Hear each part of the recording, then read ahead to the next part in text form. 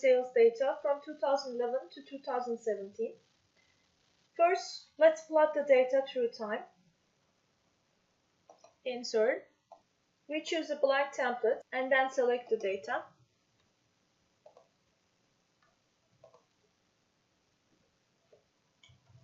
Amazon sales.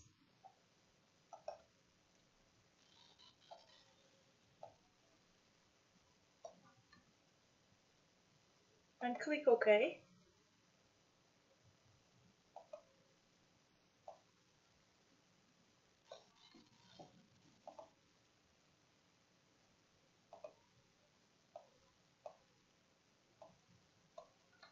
Let's add a trend line. So as you see from the graph, the data is trending. That means sales are increasing over time. In this graph, there is a trend, but also there are regular patterns in the data that repeats at the same time of the year. For example, check quarter 4. 2011 quarter 4, 2012 quarter 4, 13 quarter 4, 15 quarter 4, 16 quarter 4, and 17 quarter 4. The sales are always the highest in quarter 4, whereas sales are the lowest in quarter 2. Quarter 2. Here, here, and also here. So if we use a linear trend model, we will have the following form. Sales is equal to A plus B times trend. And then when we want to forecast, our forecast is going to be on this trend line. For instance, in quarter 1, our forecast will be on the trend line here for 2011. And 2014, it's going to be here.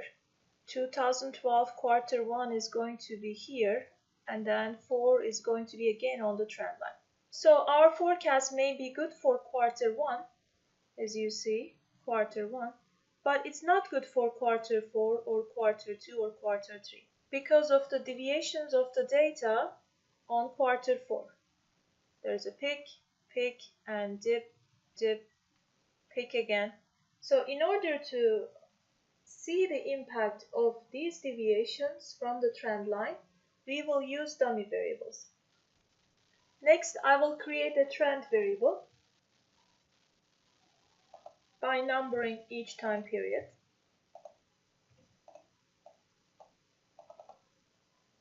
We have a total number of 4 quarters in a year. Therefore, I'm going to create 3 quarter dummy variables. I will choose quarter 2, quarter 3, and quarter 4. You have to be careful here. If you have n, which n represents the number of dummies, you need to use n-1 dummy variables. So we have 4 quarters in a year. That means n is 4. Therefore, we will use 3 quarters to estimate the regression model. Next, I'm going to create 3 dummy variables for 3 quarters, starting with quarter 2.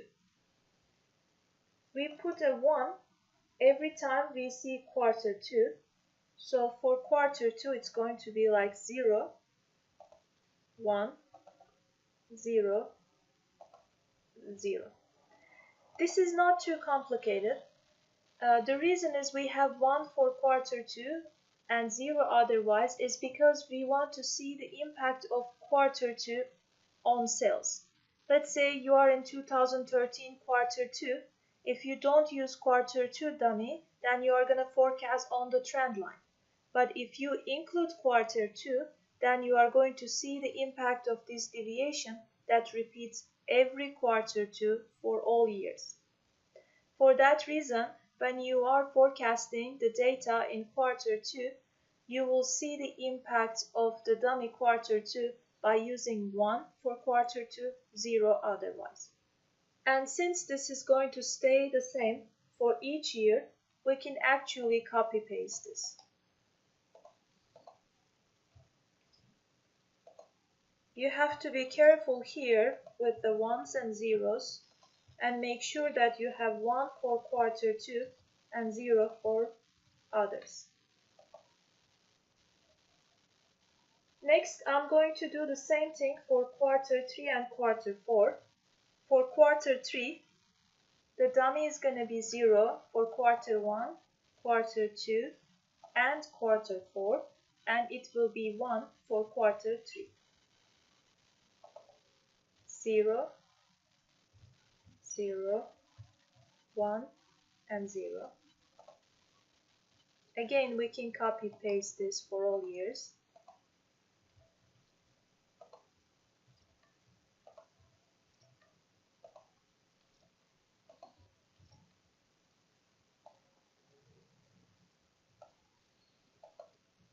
Zero, 0, 0, and 1. I'll copy paste this for all years.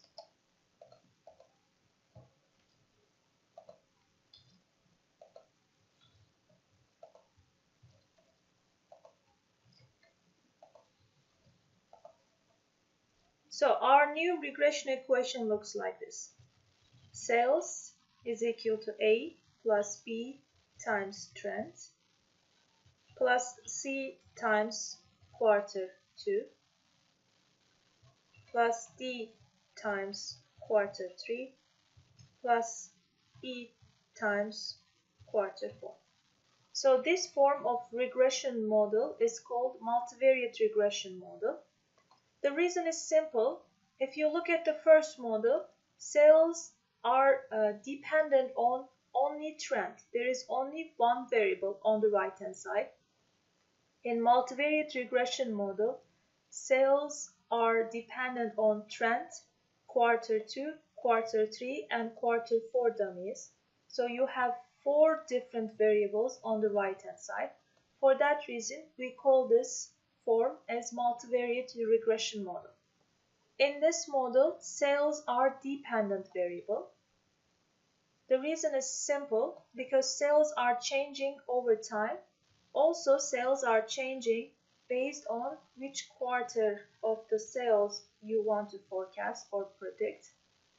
For that reason, sales is a dependent or Y variable, and the variables on the right hand side are independent or X variables, because these variables are trying to explain the changes in sales.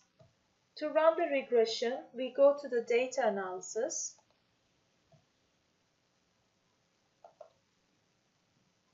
and choose regression option and hit OK. Our Y variable are the sales, and our X variables are trend, quarter 2, and quarter 4 dummy. We choose with labels, and we can choose output range, and then click OK. So here are our regression results. As you see, trend and intercept are highly significant. Just check their p-value or t-stat, it's up to you. But quarter 2, quarter 3 are not significant. The negative sign indicates that the sales are falling in quarter 2 and quarter 3. Quarter 4, the sales are increasing and it's very significant. So using these coefficients, let's write our regression equation. Sales is equal to A, which in this case it's 6.82, plus B is 1.06 times trend, minus 0.94 times quarter 2, minus 0.49 times quarter 3, plus 7.23 times quarter 4. So the equation that I write here is going to be used to forecast sales for all periods. Forecast. So first Let's start with 2011 quarter 1.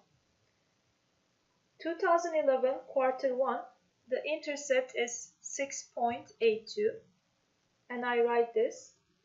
The trend will be 1, so 1.06 times the trend minus 0.94 times quarter 2 dummy minus 0.49 times quarter 3 dummy plus 7.83 times quarter 4.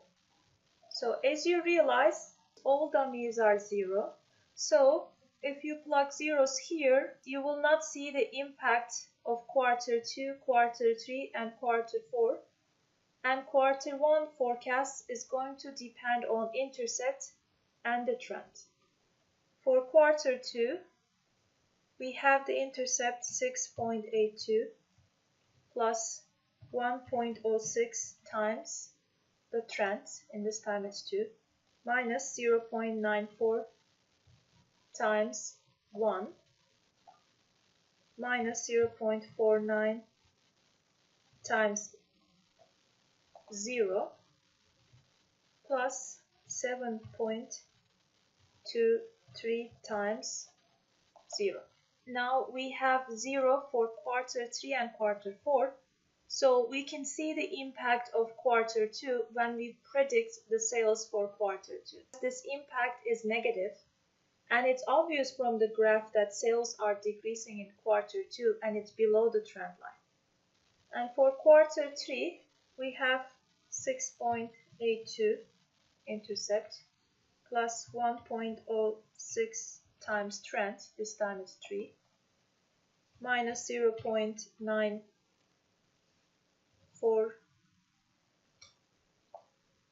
times quarter 2 dummy, minus 0.49 times quarter 3 dummy.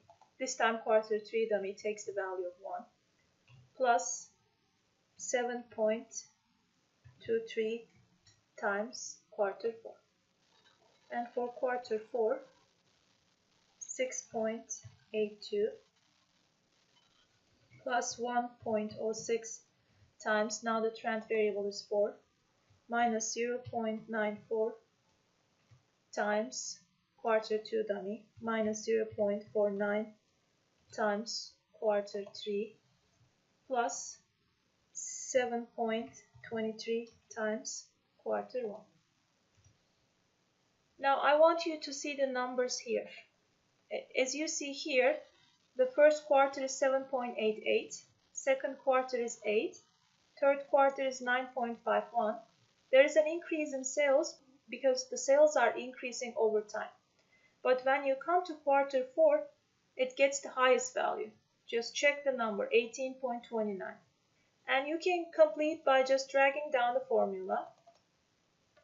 And here we also forecast for the period that we don't have sales data, 2018, quarter 1, quarter 2, quarter 3, and quarter 4. So the last thing we are going to do is we are going to add forecasts to our graph.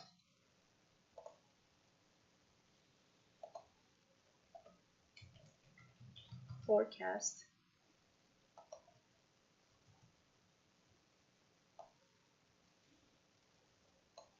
And then click OK.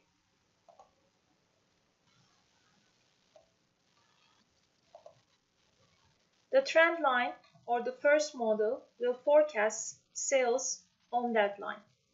As you see, which will not be correct, especially if you are in quarter 4, quarter 3, or quarter 2. When we add dummy variables, now we can be able to include the impact of quarters into our forecast.